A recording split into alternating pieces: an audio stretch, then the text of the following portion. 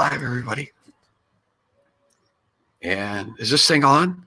Is this thing on? Hello? Testing? Testing? I know you guys are looking at a screen that says Ken Davis is here this week, and you're hearing a voice that is not Ken Davis, but it's me. It's John. And I'm just checking to see if everything is coming through. You guys there? I can see Jeff. I can see Kara. We haven't officially started yet. This is just a pre-show backstage warm-up while I get my stuff ready. We're playing Toilet Paper Rorschach tonight, and so I had to get my stuff ready.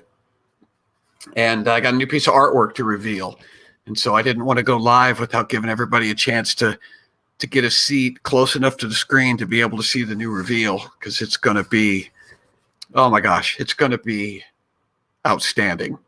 It's going to be outstanding. So we got about 40 seconds, and then we're going to do the animation. Is the producer going to be able to do the animation for me tonight?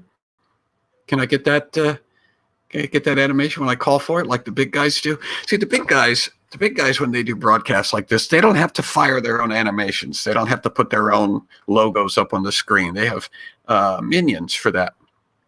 And so I'm looking at my producer asking, are you going to be able to fire you're not going to be able to fire. Okay. I got to fire my own animation tonight. Fantastic. Okay. So we got about 10 seconds here while I get ready. So everybody got your seats? Everybody ready? Be looking at the screen. Those of you who are regulars know what's coming. Those of you who are regulars know what's coming. But the rest of you, if this is your first time for Starving Comics, prepare to be blown away. All right, here we go. 3, 2, 1, and here we go.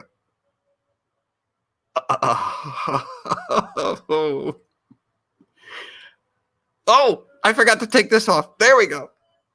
This is what happens when the producer helps me. I have to do everything by myself. Welcome, everybody, to the Starving Comics Quarantine Show. I am your host, or the closest thing you are going to get to one. My name is John Branyan, and this is our 4th week that we've been doing this in lockdown, and it just gets to be more and more fun every single week.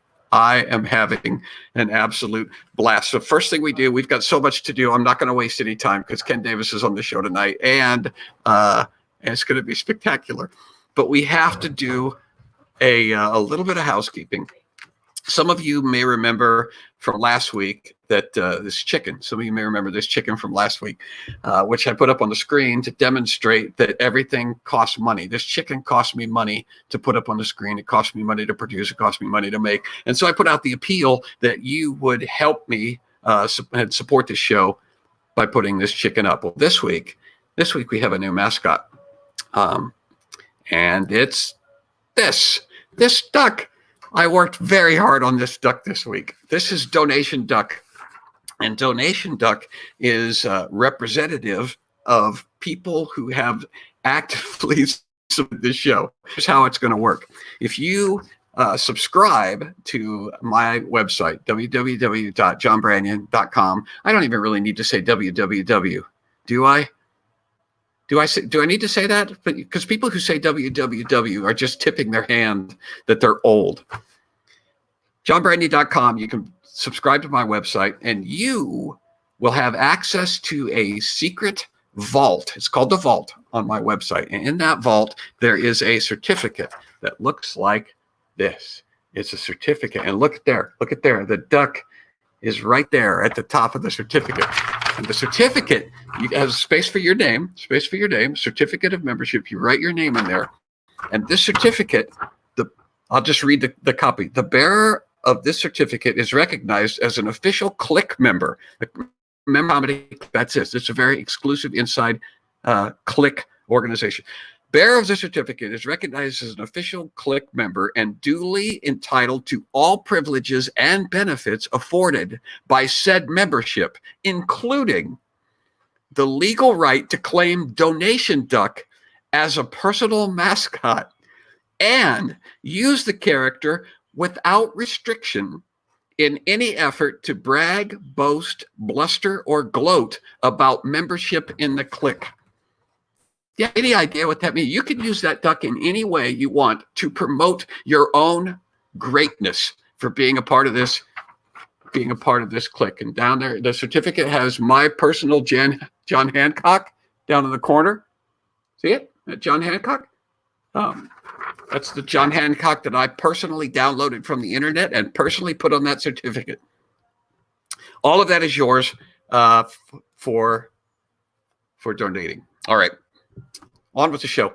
This week, we have some comments that I wanted to get to real quickly before I bring Ken out.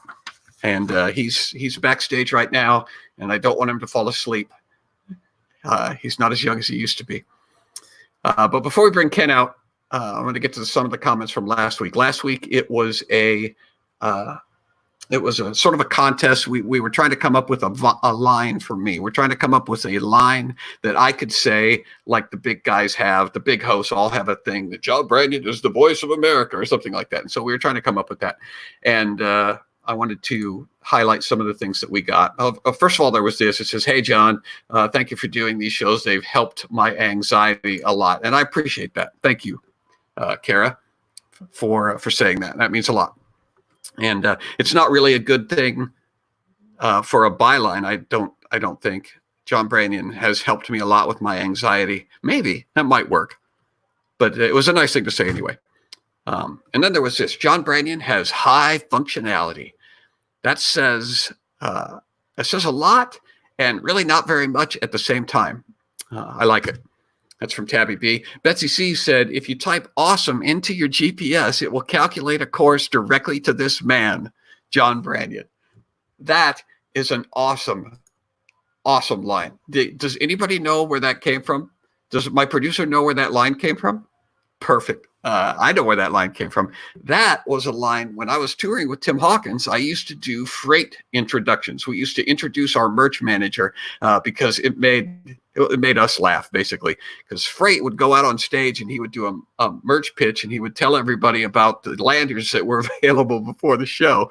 And it was the most simple, uninteresting announcement that a person could make. And so we backstage would get with the sound guys and we would pump up the music and we would have the light swinging and I would come on the microphone and I would make this over-the-top introduction for our merch manager. And one of the ones that I made was, "If you type awesome into your GPS, it will calculate a course directly to this man, Freight Mabry."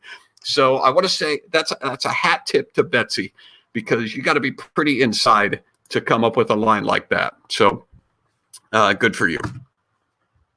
Jeff S. says he'll draw you a chicken. And while that's true, I don't know that that's a promise that I can make for everybody. I don't want it to be known or expected that every person who becomes a member of the page, for example, is going to have me personally draw them a chicken. And then finally, many people suggested Palpatine tacos as a byline, as a line that I can use. And I got to tell you that it would make my heart happy if just a handful of people at the next live show that I do, whenever that happens, if it's 2060, whenever we're allowed to gather together for shows, if just a handful of people at that show, rather than applauding when I come back, instead of applause, if they just start shouting Palpatine tacos. If you don't understand why that makes me happy, then you weren't here last week. But that's it. Those are the comments for this week, and I love them all.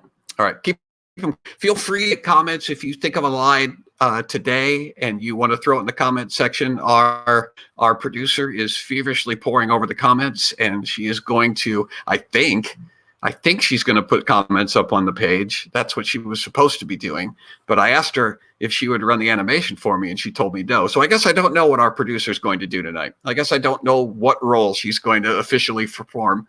We'll leave it to her to decide. All right. Joining me tonight, the reason that many of you have tuned in is for my first guest. And this guy is Not just a guest. He's a friend of mine. I actually got invited to his birthday party a while back. I got an invitation to Ken Davis's birthday party. You believe that? It wasn't from Ken. Somebody else invited me. I don't think Ken would have invited me, but I did get an invitation to Ken's birthday party. Ken Davis is all over the radio. He's been Lighten Up and Live is a staple in American radio. He has written dozens of books. He has dozens of DVDs. He has hours and hours of hilarious comedy and thought-provoking Christian insights. Ladies and gentlemen, you know how this works. Make as much noise as you can make for Ken Davis. It hurts my ears. I know. It's deafening. Ken, look at this. See, Ken, you got applause and party favors right there. There you go. A whole line of them. Yeah, look at them. That's how we do it. That is applause on this show. It has the same volume as the applause on my regular shows. That is not true. Okay. Well, I've been looking forward to this show for ever since you foolishly agreed to come on. When did we meet? Hey, Ken, it's hi from your sister Kathy. Oh wow, that's amazing. That makes me very happy. Yeah, Kathy's watching. Yeah, and Jason and Palpatine tacos. Okay. When did we meet? When did we officially come in contact with each other? Do you remember? Oh, man, I don't. But I don't remember what I had for breakfast either, so it's not a big deal. Okay. It's not something that you're not. It was. I just have no idea when it was. Do you remember when it was? Yeah, I remember. When? We were. It was in Nashville, and we were sitting across the table from each other, and Shonda Pierce and you were discussing some sort of a doings that you were having. It was some kind of a project that the two of you were working on, and I was actually there because Shonda and I were having we were working on a project. But that was when the first time I met you, and I was just this little guy that didn't warrant any attention. Okay. No, but that was the first time we met. Then we met a little more officially at a CCA conference. Okay, that's what I remember. Yeah, right. And then you opted to invite me and a couple of other comedians out to your place for a camping excursion. Yes. Right. Yeah. And so that was Yeah. I remember the part about the camping excursion. There was actually a couple of those. Mm-hmm. And the first one that you came to, we climbed up to 13,000 feet. Do you remember that? I do remember that. Yes. And I don't remember a lot. I just remember you kneeling and throwing up about 3/4 of the way up. That's what I remember. That was one of the first times that we ever went out to your place. There were several times. First time, and I'm going to have you tell about the other time. Yeah. But the first time we went, it almost ended our friendship. I lost a lot of respect for you because you we're walking up to 13,000 feet, which you didn't bother to tell myself and the other guys that at 13,000 feet, there's no such thing as air. And so we're trying to follow you, and you had been acclimated, and you'd also been doing this fully alive thing. So you were like in the best shape of your life. And, you're like, you're running deer down and grabbing them and breaking their necks with your bare hands and stuff. And so you invite us to follow you. You go, hey, follow me. I want to show you this view up here at the top. It's a view at the top. And you just took off running. And I remember you didn't even look back. You didn't even look over your shoulder to see if we were alive or struggling. You just walked. Yeah. And you were up there 30 minutes before the rest of us. I just assumed, I'm sorry I didn't look back. I just assumed at that time that you were men. I am so sorry. Yeah, well, how old are you, John? Now I'm 54. Yeah. Okay, I was 70 at that time. I know. I know. Acclimation, that can happen anywhere, dude. That can happen. And by the way, you still look good. You know, I didn't even want to come on. I've been in quarantine for what, 5 weeks or whatever. I ran out of Plexiderm. Look at this. I can't even take luggage on because these 2 bags are in the overhead. Right? Great. Fabulous. So I want to, yes, I would, that all of the humiliation was also part of the torture. That was another reason that I considered never having anything to do with you again. Yeah. But I want you to tell the story about the time that you took us to see another scenic view. Remember the shortcut that you went? Yeah.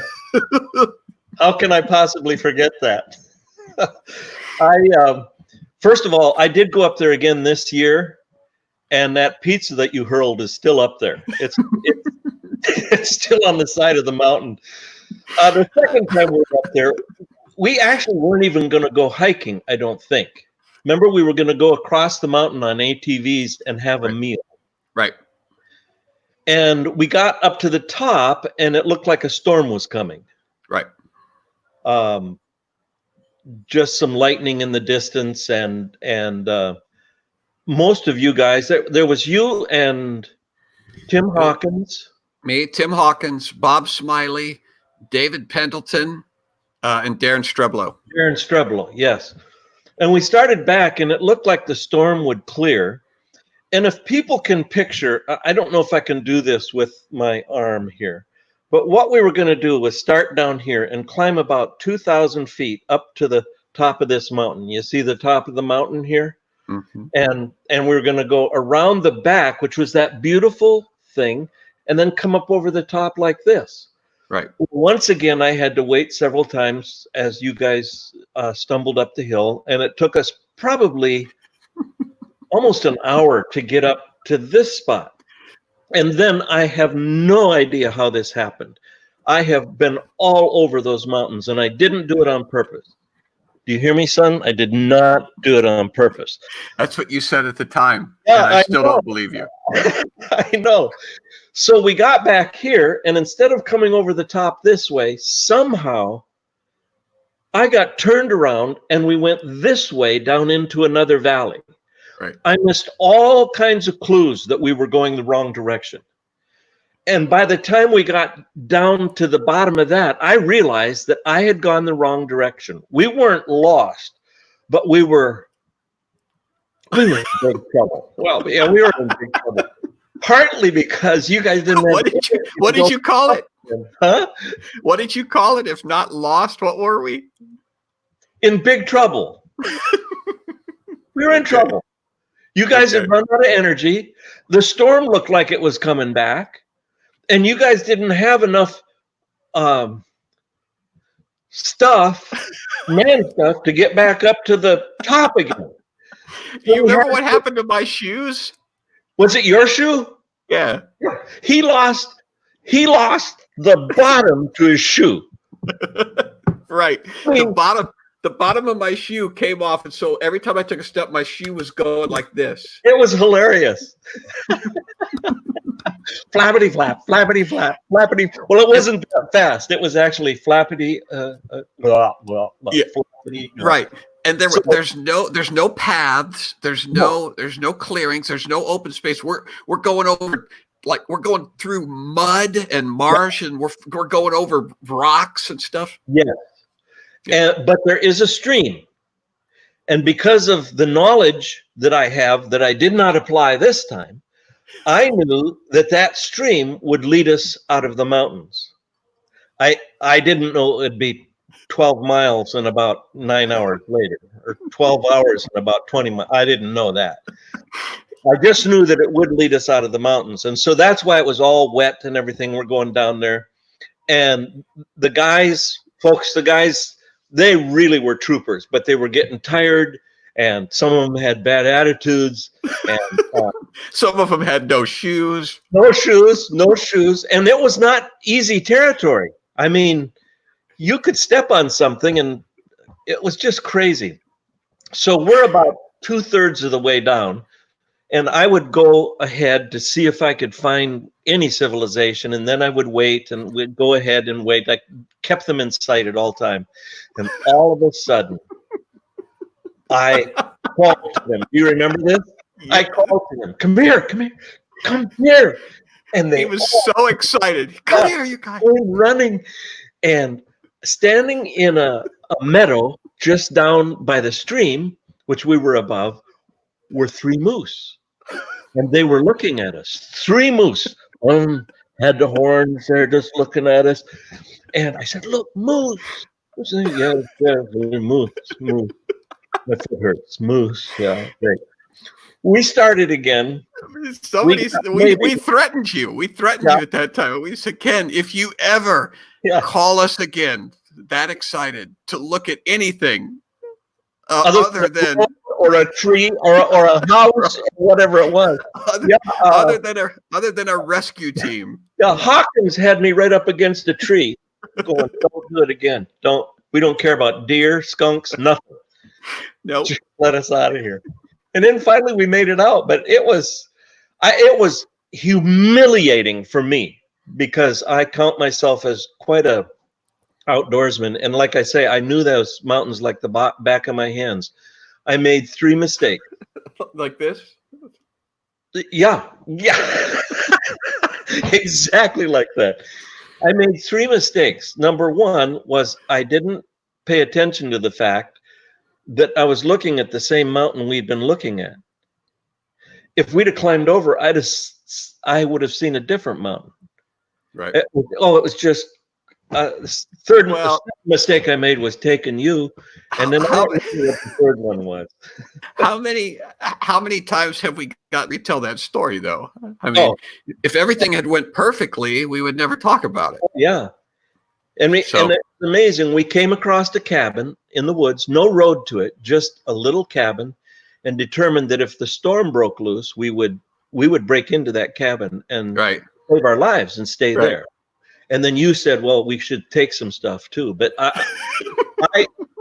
when we finally saw civilization, it was just crazy wonderful. And then that young couple gave us a ride. Remember that? Yeah. You remember how the end of that story, I will tell this part, is because my shoes were literally, they were destroyed. They were caked in mud. They were torn. They were ready. Yeah. They were flapping like this. And so I took them off when we got back to the house, whatever it was, like 9 hours later, and I left them outside. And I forgot them. I had a different pair of shoes, and I put those on. And when we left, I left those shoes. And Ken Davis, the Lighten Up and Live guy, sent me a box, and I got a box like a week later, and it's from Ken Davis, and it was a nice box. I'm like, I wonder what Ken sent me. I opened it up. My rotten shoes were in that box. He mailed them back to me. They were rotten too. Our dogs wouldn't even come in the house. That's why I had to send them. They were nasty. All right. So that was the story that I wanted you to tell. But the real reason I want you to come on is because you have a story about a goat. Ken is a hunter. Ken has a story about a goat that you told me like in one of the first times we ever came out to your place, and I want you to tell the goat story. Well, I'm a bow and arrow hunter, and some of you don't hunt. I know that you're vegetarians. Vegetarian is a Native American word for bad hunter. I'm not a vegetarian. I eat meat, and I eat all the meat that whatever I get, I eat that. Right. And so we were up on I hunted for probably 2 weeks, and finally this goat with real nice horns and white came out and stood sideways basically and pointed to where I should shoot the arrow. And I shot the arrow. This is part of that story too, by the way. it was goat hunting season that coincided with gun hunting season. Okay.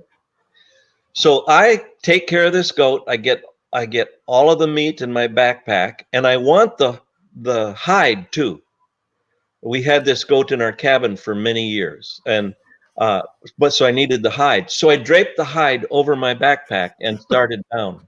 I got about a third of the way down when I heard 2 shots ring out, and I thought, how stupid can this possibly be? The only dumb thing I could do is actually put the head up here and fall. So you disguised yourself as a goat during goat hunting season. During hunting season. Yeah. So I'm moving around because this looks like This is the guy we were following through the mountains, you guys. This is the genius that was taking us on a mountain excursion. So I got home and I took the I took the hide to a place who would make that into a beautiful remembrance of the goat. Right. And then I took the meat to a processor. And I said, I'd like you to cut some steaks off of this, maybe make some hamburgers. And he said, we don't do goat meat. And I said, what? I eat everything. He said, you don't want to eat goat meat. I said, well, I'm the kind of person who will not do anything without eating goat meat. And so brought it home. He made steaks out of it. Threw a steak on the stove one night. And I looked up and everybody was gone. The children were gone. My wife was gone. They were out in the street. They'd called the SWAT team. And basically my wife said, you will never try to cook goat in this house again. And it was pretty bad. It was eye-watering bad. Did you not notice it? Did you not notice it? Or you just no, sometimes I smell myself, so I get used to bad stuff. But anyway, I finally went back to the guy and I said, is there any way we can do this? And he said, okay, we can grind it up and put it in hamburger with pork. That might work. And I brought sausage, right? Pardon? You made sausage out of it, right? Kind of a sausage, yeah. And Diane said, you can't do that in the house. You cannot eat that in the house. So I found other places to eat it. Well, at the time, I was the inspiration. She wouldn't even let you eat it in the house. No. And just stay with me and you'll find out why. But anyway, I was the inspirational speaker for the Broncos. I brought my daughter, Tracy, who you know. Yep. And she was probably 16 at the time. She got to meet all the Bronco players after my speech, and then they gave us 2 seats way up in the nosebleed session, where all of the most rowdy people sit. And so I brought goat sausage so that we'd have something to eat during the game, and I brought some pop and soda, whatever you guys call it, and. We're eating goat sausage and drinking the pop, and of course, pop has an amazing way of making your stomach uneasy. And so, after a little while, we were done with that, and I belched. I just like that, just a small one. The 3 guys behind us began to curse and blame each other for something else altogether. I remember sitting there going, this can't be. It's not what I think it is. It's something else. One of them did a bad thing, and then I went again, and 2 of them said, we're leaving. We cannot stay here. So basically what I understood then was the goat had come back. He was back. That's so great. I haven't told that story for years and years. Oh, that's look at that. I won't let him cook it at home either. It's nasty. Yes. Testify. Yeah. I can't imagine how bad goat meat tastes.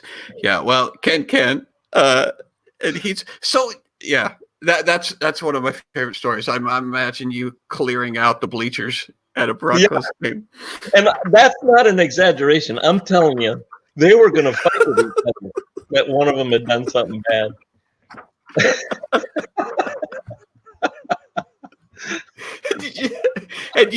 What'd you do? Did you just stay there and hold it in for the rest of the No, game? Or? this was a rough bunch of people. So I just looked around and said, "Who did that?" And because I didn't, these were rough people. Who did that? Oh my gosh, that's so great. All right. I want to bring Brian April on, and I'm going to have you stay for just a minute, Ken. Yes. Brian April, everybody. Ladies and gentlemen, Brian April from sunny California. Let him hear you. Palpatine tacos, everybody. Palpatine tacos. Palpatine tacos. Brian is actually the reason that Palpatine tacos are a thing this week. All right. I'm hoping it gets into the lexicon. That's my goal. It's in my lexicon. All right, everybody. You know how this works. Brian's going to do another board quarantine voice. He is a impressionist, a very gifted impressionist, and he's going to do. Do we get to choose tonight, Brian? Is that how this works? Sure. We can do a quick. We'll do a quick survey. You get. Let's go. Morgan Freeman. We could do Homer Simpson or Sylvester Stallone, whatever you prefer. Okay, so if you have a preference for Morgan Freeman, Sylvester Stallone, or who was the other one? Homer Simpson. Homer Simpson. Okay, of course. So just make a comment. Our producer will tally those comments instantly in her head using savant-like mathematics, and she will tell us who it's going to be. There's we got Morgan Freeman. I think it's going to be Morgan. I think so. It looks like Morgan Freeman seems to be. All right, so Morgan Freeman, and then what's he gonna read for us? All right, tonight we got something special. There's a brand called Kodiak Cakes, and they do kind of like cakes and muffins in a cup. And this is Muffin Unleashed. I don't know if you can see that. Muffin Unleashed. That's right. Yeah, So Morgan Freeman is going to read the directions on how to cook Muffins Unleashed. So I need a little bit of help here. Hold on, here we go. All right. How about Goat Unleashed? Could you do that? That was at the Broncos game. It was Goats Unleashed. Ken Davis unleashed a goat. Directions. Step 1, remove sealed lid. Step 2, for best results, add 1/4 cup of cold water or use provided fill line. Use milk for 2 grams extra protein. Step 3, stir until combined. Step 4, microwave on high for 60 seconds. Add 10 to 15 seconds if wet spots are dime-sized or bit larger. Caution. Cup and contents will be hot. That was the last time I saw that goat. Ken Davis killed it and nearly got himself killed. Friday, April, everybody, with the board quarantine voice. Fantastic. I didn't think you could top Palpatine tacos, but that's definitely in the running. All right, Brian's going to stick around because we've got a game that we're going to play, so don't go anywhere. All right, Ken. Here's what we're going to do now. I'm going to unplug my. Can I do this? Can I unplug my microphone? All right. Say something. Me? Yeah. Oh, okay. All right, here we go. That's it. Yeah. All right, this is a little game that we came up with a few weeks ago called Toilet Paper Rorschach. And how this works is I have some ordinary toilet paper here, and I have some blue. This is just blue food coloring in water because I need to stain the toilet paper so that you'll be able to see it. And what I'm going to do is I'm going to get a couple of sheets. You know what? I normally just do 1 sheet, but Ken Davis gets 2 sheets. You're a 2-sheet guy. I'm going to put the toilet paper into the water and get it good and wet. And then I'm going to slam this toilet paper down on a table back here. And I'm going to show you the pattern that it makes. You're going to tell me what you think it looks like, and then I will psychoanalyze you. Okay. All right. So let me get this. All right, here we go.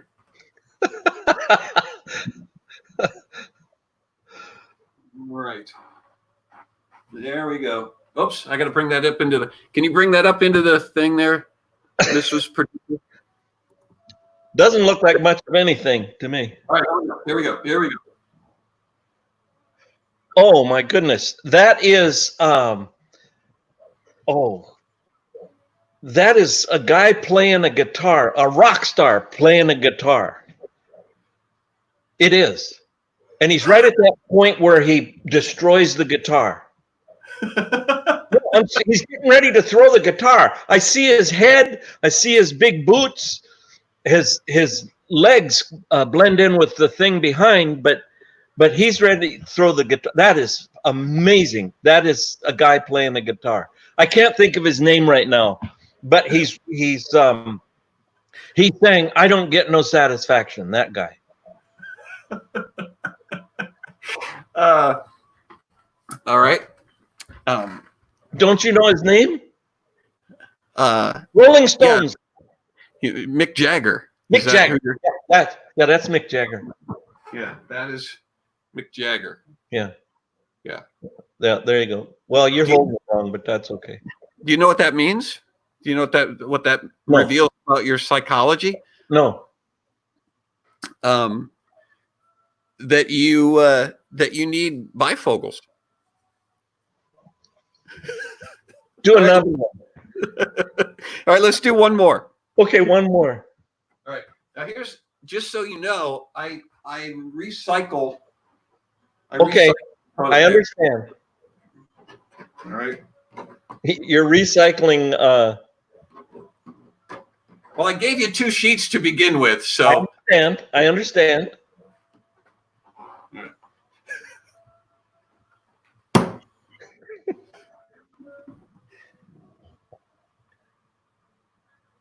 Oh, that's Britney Spears. It is.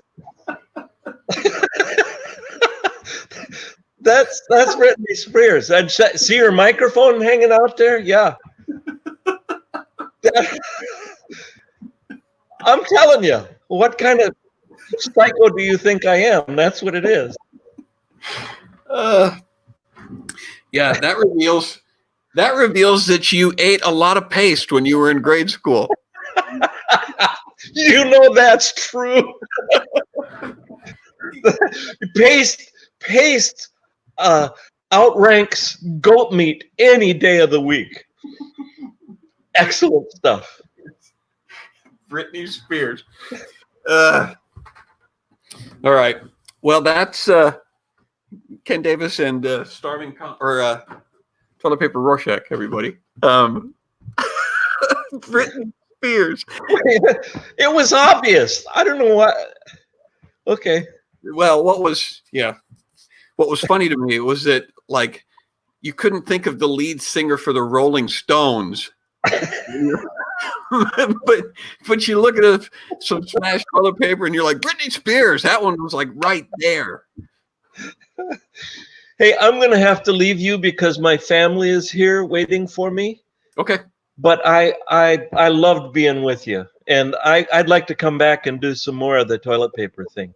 Well, we'll talk about it and we'll let you know. Okay. All right. Love you guys. See you, Ken. I'm still here. All right. All right. I'm going to bring Brian back up, and I'm going to bring Juan up. Oh, we haven't brought Juan up yet. So, ladies and gentlemen, I'm going to bring Juan DeVevo up for the onto the stage. Can you guys hear some feedback, or is it just me? All right. Anyway, so make noise for Juan DeVevo, everybody. Here he is. Hey, thank you for your screaming your head off, everybody. I'm sure you totally let it rip right in your house. What was funny was I could see Ken's mind working because you said you had to stain the toilet paper, and he's like, I know we got to get on with the game. But there was like, I guarantee there was stuff racing through his head. Staining the toilet paper. Yeah, we gotta go here. We gotta get this toilet paper stained. So we got stuff to do. There's a lot of ways to do that, fortunately. Well, here's tonight's game. I got to bring. I also got to bring Luke up. Yeah. Luke McKinney, ladies and gentlemen, put your hands together. Luke McKinney, there he is. We were decimated by the audience last week. Yep. Also, don't forget, everybody, that if you want to support the show, you go to johnbranding.com and become a subscriber. Don't forget that. Don't ever forget that. See it scrolling at the bottom? If you want to support the show, www.johnbranding.com. Oh, no. I guess Luke went to support the show. He's like, we're asking for money out of here. He was all about the art. What's that? That's all right. I'll tell you guys how this game is going to work, and then we'll bring Luke up to speed, or we'll not tell him. It might be more fun to not tell him the rules. All right, this is a game that's it's sort of an insider. It's sort of an insider thing for comic. We were talking as comics. Just those of you who are out in the listening audience, we were talking as comics about how difficult it is to do comedy online, and why is it difficult to do comedy online, Brian April? Because you cannot hear laughter. You cannot hear laughter. You cannot hear laughter. And when you can't hear laughter, it throws off your timing, and it makes you, it just makes everything weird. I think that one of the results of this corona pandemic is that we're going to have to get used to doing comedy online. We're going to have to get used to doing our acts for an audience that we are not able to hear. And so what I would like to ask the audience of the Starving Comics Quarantine Show to do tonight is to indulge us and help us develop as comedians by allowing us to do some of our bits and not laughing. And so we're going to help each other. Here's how the game's going to work. We are going to take turns. Just look at the just look at the look of horror on all of our faces as you're describing this. We are going to take turns doing bits to the camera, and while I'll go first, and while I'm doing my bit, the three of you are supposed to look at me and not react. Exactly. I want no reaction. No laughter. For heaven's sakes, no laughter. But no smirks, no smiles, no nods of approval. I don't want nods of approval. Don't point at me like, yeah, that's a good, none of that. Just stare at me. And the audience is going to all not make any sound. And what we're going to do, right.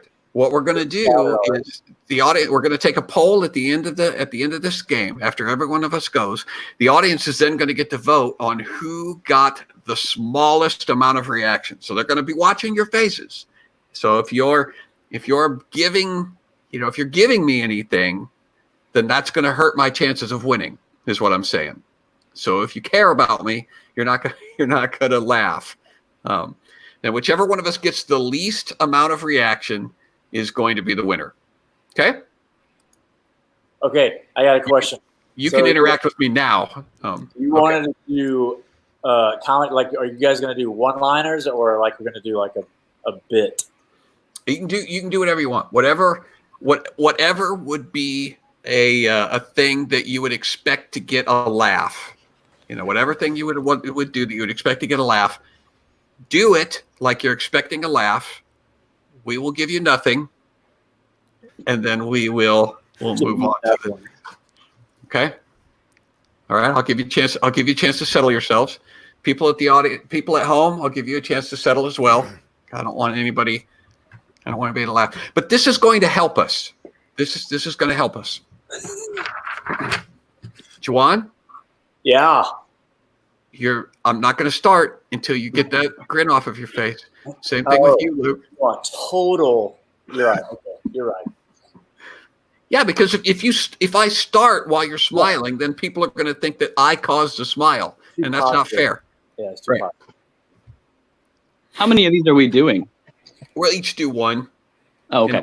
We'll see, assuming that we'll survive. This is, I mean, if you enjoy it, you can do it more than once. I do have to say I have a bit of an advantage because of facial paralysis, so I'm halfway That's there. true.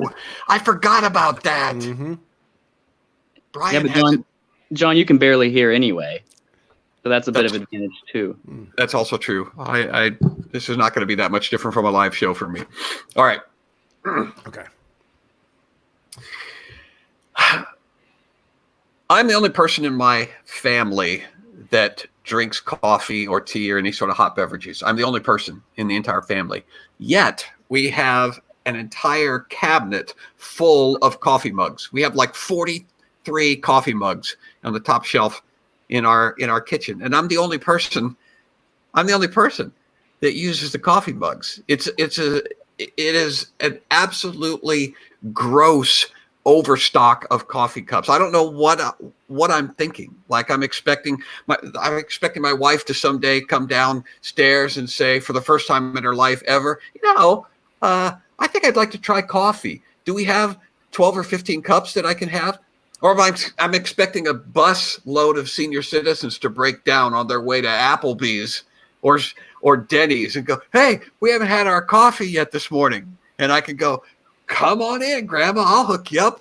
I got a Keurig in here, 1 cup at a time. I'll have you all caffeinated by spring. And scene. All right. It was hard for me not to laugh at Juan's daughter ninjaing through the background of his video. I need to Yeah, that's not fair. No, I shouldn't get penalized for laughter that Juwan's kids got. That's bonus for you, though. Yeah. I gotta say All right. something when I'm on. That's the thing. Is if I'm here, somebody's doing something behind me. Right. Well, that's helpful to me. It's helpful to me to look out and see all 3 of you just staring at me. It's like, yeah, I can do this. I can do this. It's been a while since you've done an open mic, huh? Yeah. All right, Brian, are you ready? I am. All right. I'm just trying to think which bit I want to do, the longer one or the shorter one. So, Do whatever you want. all right. I've been trying to lose some weight, and so I started to do some physical activity. I took a martial arts for a little bit, and by a bit I mean 1 class. It was an online class, and I took Taekwondo. And apparently, they don't plug you in like they do in the movie The Matrix. You don't come out all Keanu Reeves like, whoa, I know Kung Fu. So what I did was I decided I would just skip the class and I would eat hot Cheetos instead because it's way easier. In fact, if you say it fast enough, it sounds like a martial art. Hot Cheeto. I know hot Cheeto. Instant orange belt. Okay. Let's see. I'm sorry. I'm sorry. I stink at this game. I'm sorry. I feel like I'm doing a disservice to this art. Both of you guys, I'm like, that was good, and I can't. I know hot Cheeto. I'm a sucker for strange voices. I can't. Oh. So do you? Okay. So do we toss a coin to see who goes first? It could be Luke or Juwan, or just one of you. I can go third. That way I'm not last. Okay. I'm not See, when you're the closer, bro. That's right. Luke's got to close. Yeah. By the way, too, I do want to say out loud that those were good bits. Glad I was able to hear them. But all right. So how are you? Are you gonna? You ready? Mm-hmm. Okay. Look, no googling images of like dead puppies and stuff. Can't be like looking at horrible pictures while I'm trying to help it. Is that? Hey, I already got a thing. Okay. I'll be other. You've learned my secret. I just wanted to reiterate what the rules were. That's it. All right, you ready? Here we go. No smiles. Somberness. Pray the Lord's Prayer. Here we go. My name is pronounced Juan DeVevo, and I get it. It's a hard name. I just don't understand the immediate skepticism I get when I'm saying my name and people are confused. It's like I wasn't ethnic enough for this name or something. But every time I introduce myself, it's always the same thing. People are just like, I'm like, hey, my name is Juan. And they say, Juan? Like, no, it's Italian, so you pronounce the J. Shouldn't it be Juan? I don't know, lady. What am I supposed to do? I mean, I just explained it to you, but maybe you're right. Maybe I've been pronouncing my own name wrong my entire life. And I'm a high-functioning introvert. So what that means is that I can stand up and I can tell all you guys, jokes and stuff, but later on I'm not going to want to talk to any of you. So as a high-functioning introvert, one of my favorite pleasures in life is spending awkward moments with strangers, explaining to them how my name works. So, and my last name's not any better. It's DeVevo. And so after all the social trauma I just had explaining my first name, I'm not sure I want to get into the intricacies of my family name, but they still ask, so Juan, you're Italian. What's your last name? Jones, Juan Jones. It's a very Italian name. Will you excuse me? I gotta check on some spaghetti tacos. I'll be right. And scene. And scene. All right, I gotta. I like that there are relief noises. That's cool. That's better than what I usually do. I have to say, it's equally as awkward for me as it probably is for you. To hold it. To be stone-faced while somebody's trying to make you laugh. Yeah. One of my dad's punishments was he would lecture us for like 30 minutes at a time, and if you said anything or tried to defend yourself, that would automatically tack on time at the end of his lecture. So I learned to just kind of go to a happy place. And my wife, when I was dating Melody, she saw it happen once. She goes, I saw you glaze over. I saw you go away. I thought I had it nailed. Anyway. How could he even do that? How do you tack on time to a lecture? Doesn't a lecture have a finite amount of time? And then once you get to the end of it, what would he do? Just start reading out of the dictionary or something?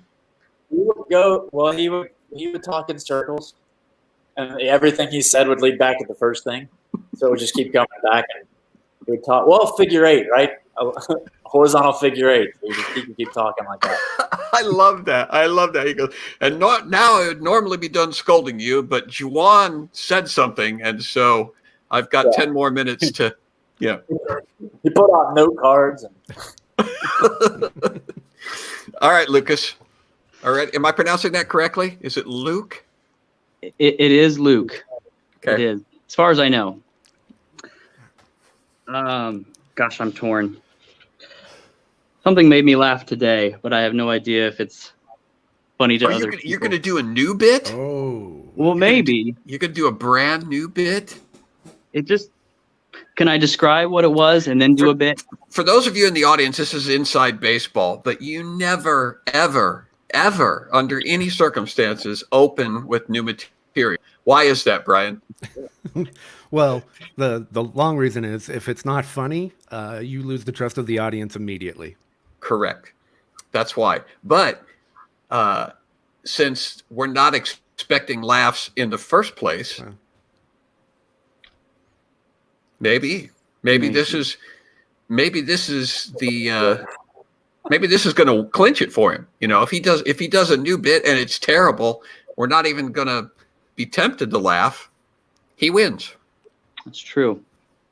I think you've chosen then. I like your strategy, Luke. Today on Facebook, somebody posted that people who are protesting the lockdown look like this. This is what you look like. And it was a box of Hostess Star-Spangled ding-dongs. And as somebody who's not a big fan of the lockdown, I had to ask myself, am I a Star-Spangled ding-dong? And I don't know that it matters. It's not the worst thing I've been called. I've been called worse than a patriotic pastry. But if the alternative is sitting at home and judging other people out there enjoying their freedoms, then yes, I am a Star-Spangled ding-dong. And I would rather be that than a sad sack of sour Skittles. Scene.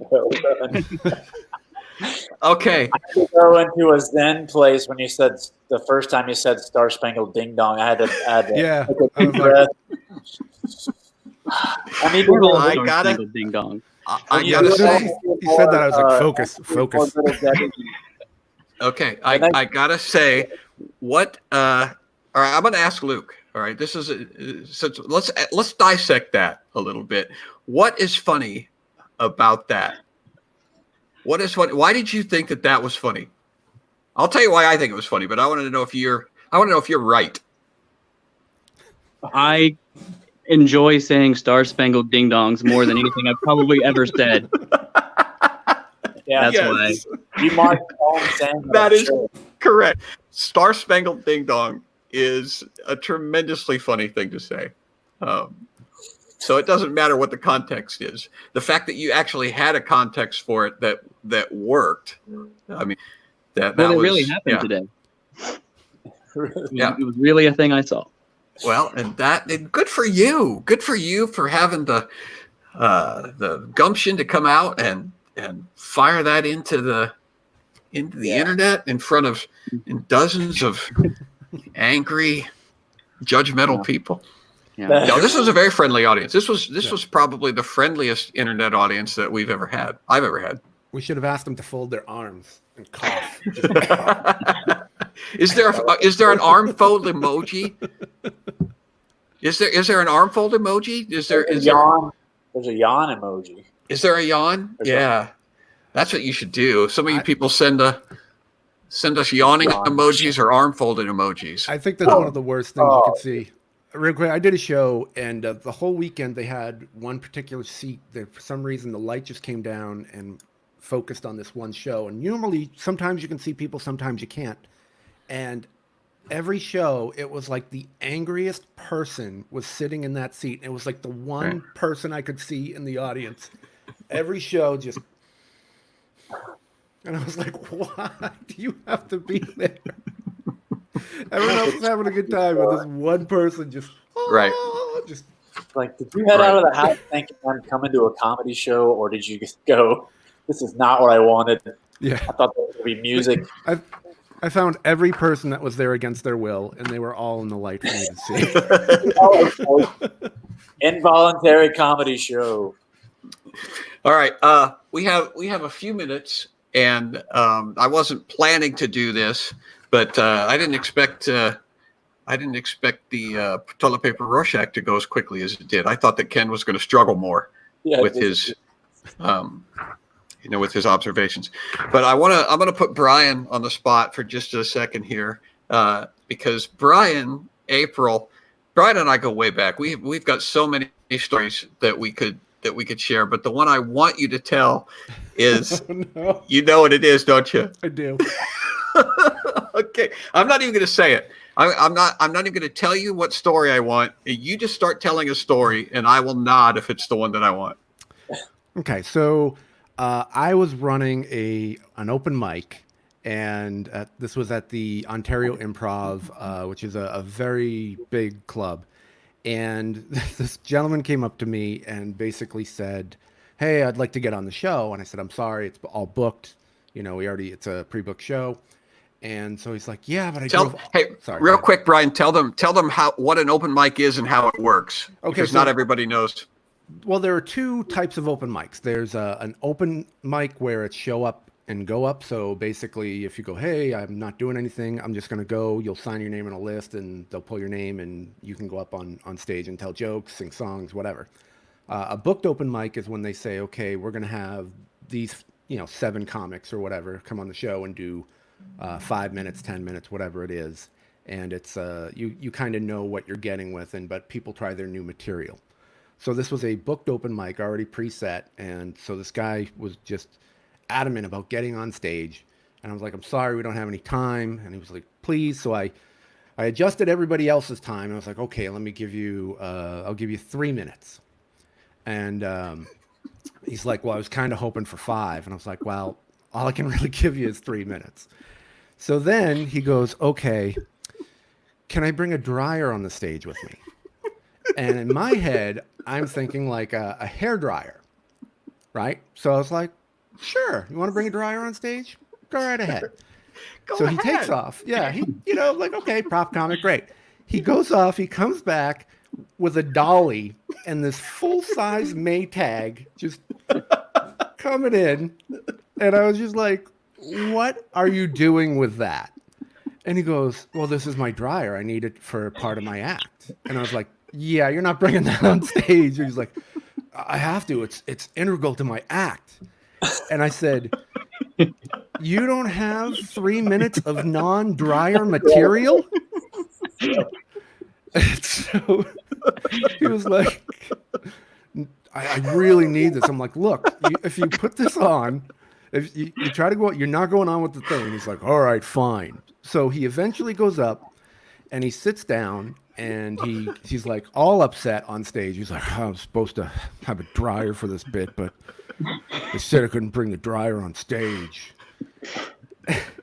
And so then he takes out a jar of mayonnaise and he just takes a spoon and starts eating it on stage. No jokes, no nothing.